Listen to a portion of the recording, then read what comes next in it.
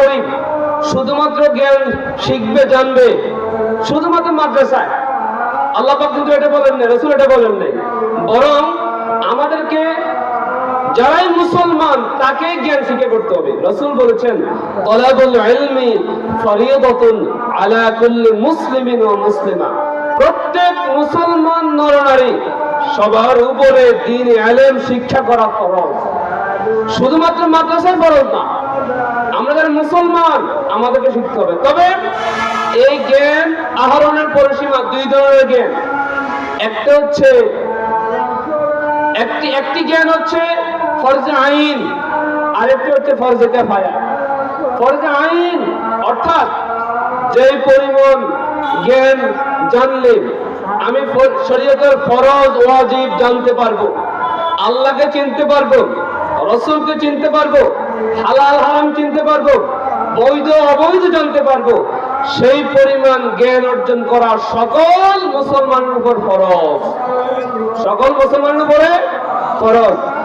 আর গভীর জ্ঞান অর্জন করা এটা ফরজে কিফায়া, সবার উপরে নয়, বরং গুটি কয়েক মানুষ কোরআন হাদিসকে গভীরভাবে জানার জন্য তারা কোরআনকে চর্চা করবে, সেই কথা আল্লাহ বলছেন ফালাউলা নাফারা মিন কুল্লি ফিরকাতিন মিনহুম তাইফাতুন লিয়াতাফাক্কাহু ফিদ-দীন।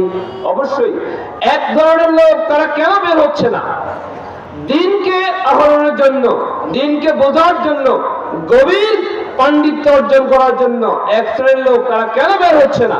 তার মানে হচ্ছে কোরআন এবং হাদিসের গভীর জ্ঞান অর্জন করার জন্য এক শ্রেণীর মানুষ গভীর চেষ্টা করবে। এটা সবার উপরে ফরজ নয়, ফরজে আইন নয়, বরং এটা ফরজে কিফায়া। এটা কি ফরজে কিফায়া। কিন্তু সমস্ত মুসলমান, সে ধনী হোক, গরিব হোক, মোটা হোক, চিকন হোক, সম্পদশালী হোক, সম্পদবিহীন হোক, রিক্সাওয়ালা হোক, কুলি হোক, মজুর হোক, চাকরিজীবী হোক, চাকরিহীন হোক, প্রত্যেকটা মুসলমানের উপরে তার শরীয়তের ফরজ ওয়াজিবের জ্ঞান অর্জন করা ফরজে আইন, ফরজে আইন।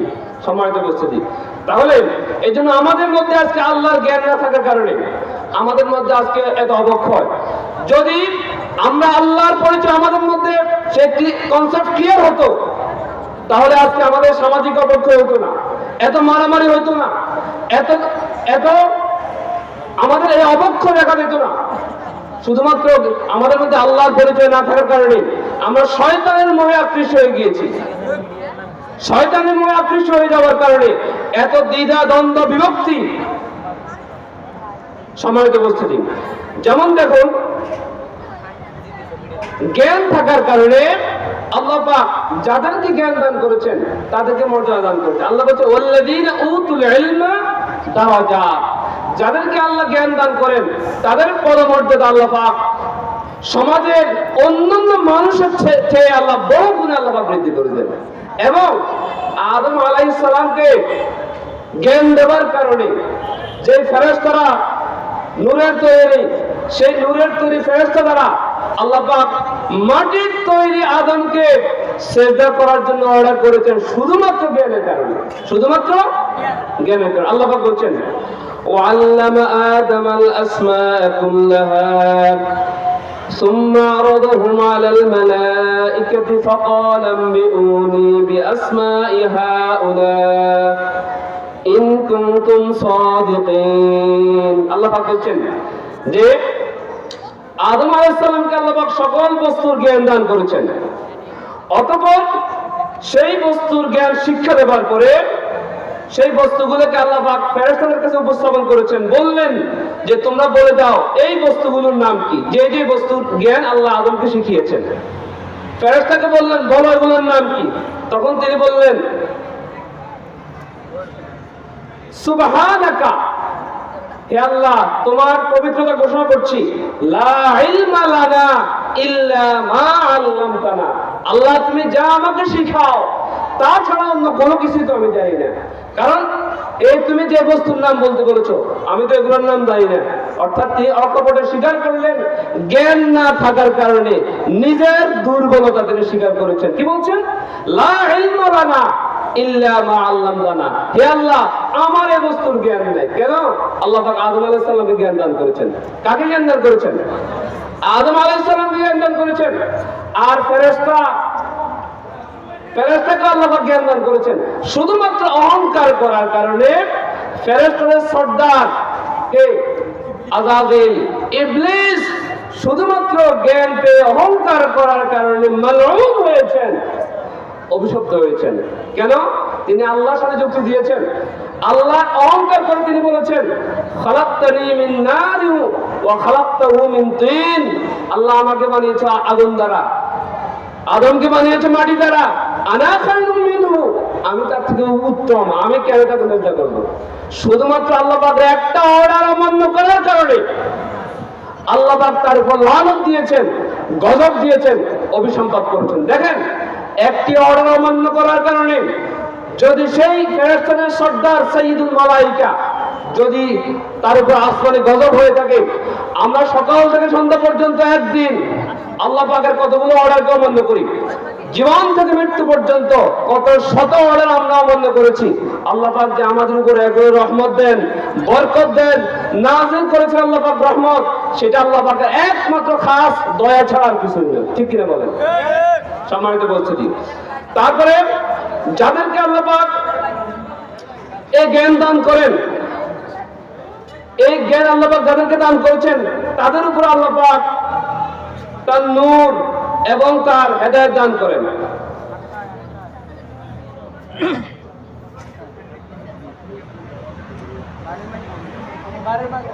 আমাদের আজকে জামাতটা 8টায় হবে। আমাদের আসার জামাত আজকে 8টায় হবে। আমাদের 8:30 পর্যন্ত আমাদের চলবে, আলোচনা চলবে, তারপরে আমাদের পুরস্কার বিতরণ হবে। এই জন্য আমরা আজকে জামাতটা এখানে আমরা 8টায় করবো। সম্মানিত উপস্থিতি, তাহলে বলছিলাম, জ্ঞান যাদেরকে আল্লাহ পাক দান করেছেন, এই জ্ঞানটা একটা বিশাল আলো। কি? জ্ঞানটা বিশাল আলো। এবং এই সবচেয়ে বড় জ্ঞান হচ্ছে কোরআনের জ্ঞান। বলেন, কিসের জ্ঞান? কোরআনের জ্ঞান যার মধ্যে আছে, সেই ব্যক্তি জ্ঞানের নূর পেয়েছে, হেদায়েত পেয়েছে। কি পেয়েছে? যেমন আল্লাহ বলছেন, وَكَذَلِكَ أَوْحَيْنَا إِلَيْكَ رُوحًا مِّنْ أَمْرِنَا مَا كُنتَ تَدْرِي مَا الْكِتَابُ وَلَا الْإِيمَانُ। হে নবী, আমি আপনার উপরে রূহ নাযিল করেছি। রূহ মানে কোরআন। রূহ মানে কি? কোরআন। কোরআনে কারিমের নাম 55টা। মনে আছে আপনাদের? ছাত্রদেরকে আমি শিখিয়েছিলাম কোরআনে কারিমের নাম 55টা নাম। এর মধ্যে একটা নাম হচ্ছে কি? রূহ। কোরআনে কারিমের 55টা নাম: কিতাব, মুবিন, কোরআন কারীম, ফুরকান, হাকিম, কালাম, মাউইজা, নূর, মুহাইমিন, হুদা, রাহমাত, আজাবুল ওয়াহি, রূহ, মজিদ, তাযকিরা, যিকির, মুবারক, শিফা, العلي، الحكمة، حبل الله، صراط المستقيم، العربي، القيم، القول، الفصل، النبأ العظيم، المثاني، المتشابه، تنزيل، أحسن الحديث، البيان، العلم، الحق، أحسن القصص، الهادي، المصدق، العروة الوثقى، البشير، الصدق، العدل، الأمر، المنادي، النذير، البشرى، العزيز، البلاغ، التنزيل في صحف مكرمة مرفوعة مطهرة। এই হলো কোরআনের 55টা নাম। কয়টা নাম? আল্লাহ ভাই এখানে বলছেন যে রূহ নাযিল করেছি। রূহ মানে কোরআন। রূহ মানে কি? কোরআন। এজন্য আমি আপনার উপর কোরআন নাযিল করেছি এমন অবস্থায় যে মা কুনতা তাদরি মাল কিতাব ওয়াল ঈমান, যে সময় আপনি কোরআন কি জিনিস আপনি জানতেন না, ঈমান কি জিনিস আপনি জানতেন না, আপনাকে কিতাব এবং কোরআন নাযিল করে আপনাকে ঈমানের পরিচয় দেওয়া হয়েছে, ঈমান জানানো হয়েছে। ওয়ালাকিন জাআলনাহু নূরা, এছাড়া আমি আপনাকে এই কোরআন দিয়েছি, কোরআনের জ্ঞান দিয়েছি নূর হিসেবে। কি হিসেবে? নূর হিসেবে। নূরা নাহদি বিহি মান নাশাউ মিন ইবাদিনা। এই নূর দ্বারা, ইলম দ্বারা, কোরআন দ্বারা আমি আল্লাহ পাক যাকে ইচ্ছা তাকে হেদায়েত দান করি। সুবহানাল্লাহ। এবার দেখেন, আমরা যে আমার একটু চক্ষু বুলাই আমরা দেখব এই সমাজে যাদের কাছে কোরআনের জ্ঞান নাই, তারা আজকে জাহেলিয়াতের মধ্যে আছে। কিসের মধ্যে? কোরআনের জ্ঞান না থাকার কারণে নিজের মন মস্তিষ্ক প্রসিদ্ধ অনুযায়ী তারা এই পরিবার চালাতে চায়, সমাজ চালাতে চায়, রাষ্ট্র চালাতে চায়, শুধুমাত্র কোরআনের জ্ঞান না থাকার কারণে। সেই জন্য আজকে আমাদের এই সমাজে আজকে এত অধপতন, এত অদক্ষ। এই জন্য সকল মন্ত্রতন্ত্র বাদ দিয়ে আমাদের সকল মুসলমানকে আজকে ফিরে আসতে হবে শুধুমাত্র কোরআনের দিকে, শুধুমাত্র নূরের দিকে, শুধুমাত্র ইসলামের দিকে। ইসলাম ছাড়া এই তাবৎ জনগোষ্ঠীর মুক্তির কোনো উপায় নাই। এই জন্য আমাদেরকে আসতে হবে কোন দিকে? কোরআনের দিকে। আজকের এই মাহফিল থেকে আমি এই জাতিকে উদাত্ত আহ্বান জানাবো, আসুন আমরা কোরআন পড়ি, কোরআন অর্থ পড়ি, কোরআন ব্যাখ্যা বিশ্লেষণ জানি, আল্লাহ পাক কি বলেছেন সেই অনুযায়ী আমাদের জীবন গড়ি, পরিবার গড়ি, সমাজ গড়ি, রাষ্ট্র গড়ি। তখনই আমরা দেখতে পাবো যে আমাদের এই সমাজটা একটা সোনালী সমাজে পরিণত হবে। ঠিক কি সময় তো বলছি। আল্লাহ পাক বলছেন, আল্লাহ পাক বলছেন যে যাদেরকে আল্লাহ পাক জ্ঞান দান করেছেন তাদেরকে আল্লাহ পাক বিশাল সম্পদ দান করেন। রাসূল বলছেন মান ইউরিদুল্লাহু বিহি খায়রান ইউফাক্কিহু ফিদ-দ্বীন। যাকে আল্লাহ পাক দ্বীনের জ্ঞান দান করেন তাকে আল্লাহ পাক, যার উপরে কল্যাণ চান আল্লাহ পাক তাকে দ্বীনের জ্ঞান দান করেন। আল্লাহ পাক যার উপর কল্যাণ দিয়েছেন আল্লাহ পাক তাকে দ্বীনের জ্ঞান দান করেছেন। সুবহানাল্লাহ। এই জ্ঞানটা নবীদের উপর আল্লাহ পাক দিয়েছেন। এখন নবীরা পৃথিবী থেকে চলে গিয়েছেন, দুনিয়াতে রেখে গিয়েছেন তার উত্তরসূরি আলেমদেরকে, তার অনুসারীদেরকে রেখে দিয়েছেন। আন্নান নবিয়্যা লাম ইউরিসু দিনারাও ওয়ালা দিরহামান। নবীরা চলে গিয়েছেন কোন সম্পদ, প্রভাব প্রতিপত্তি, দিনার দিরহাম কিছু রেখে যান নাই, শুধুমাত্র রেখে গিয়েছেন কি? বাল ওয়ালাকিন ওয়ারাসুল ইলমা। তারা উত্তরাধিকার হিসেবে শুধুমাত্র রেখে গিয়েছেন, শুধুমাত্র রেখে গিয়েছেন ইলম। মান আখাযাহু আখাযা বিহাজ্জিন ওয়াফিরিন। যে ব্যক্তি এই দ্বীনের জ্ঞান যে ব্যক্তি পেল, অর্জন করতে পেল, সেজন্য বিশাল পৃথিবীর বিশাল অঢেল সম্পত্তির মালিক হয়ে গেল। সুবহানাল্লাহ। তাহলে এই জ্ঞান আমাদের মধ্যে না থাকার কারণে আমরা আজকে সত্য মিথ্যাকে আমরা পার্থক্য করতে পারছি না। আসুন আমরা কোরআনের জ্ঞানটা অর্জন করি। আল্লাহ পাক বলছেন তাবারাকাল্লাযী নাযালাল ফুরকানা আলা আবদিহি লিয়াকুনা লিল আলামিন নাযীরা। অতি বরকতপূর্ণ সেই মহান সত্তা যিনি তার বান্দার উপরে ফুরকান নাযিল করেছেন। ফুরকান, ফুরকান আল ফারকু বাইনাল হক ওয়াল বাতিল। ফুরকান বলা হয় সেই গ্রন্থকে যে গ্রন্থ সত্য এবং মিথ্যার মধ্যে পার্থক্য সূচিত করে দেয়, যে কিতাব, তার নাম কোরআন।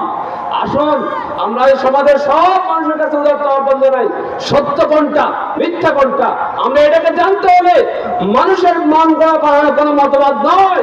আসুন একমাত্র ধর্ম ইসলাম, একমাত্র ধর্মগ্রন্থ কোরআন, সেই কোরআনের কাছে আসুন।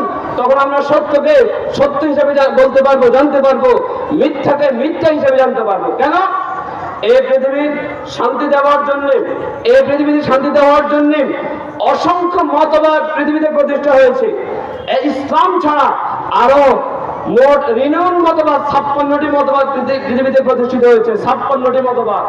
জাতীয়তাবাদ, পুঁজিবাদ, সমাজতন্ত্র, সাম্যবাদ, হেগেলের মতবাদ, কোয়ের পাখির মতবাদ, ডারউইনের মতবাদ, লা মতবাদ, এনার্কিজম মতবাদ, নৈরাজ্য মতবাদ, এইভাবে অসংখ্য মতবাদ পৃথিবীতে শান্তি দেওয়ার জন্য চেষ্টা করেছিল, কিন্তু কোন মতবাদ পৃথিবীতে শান্তি দিতে পারে নাই।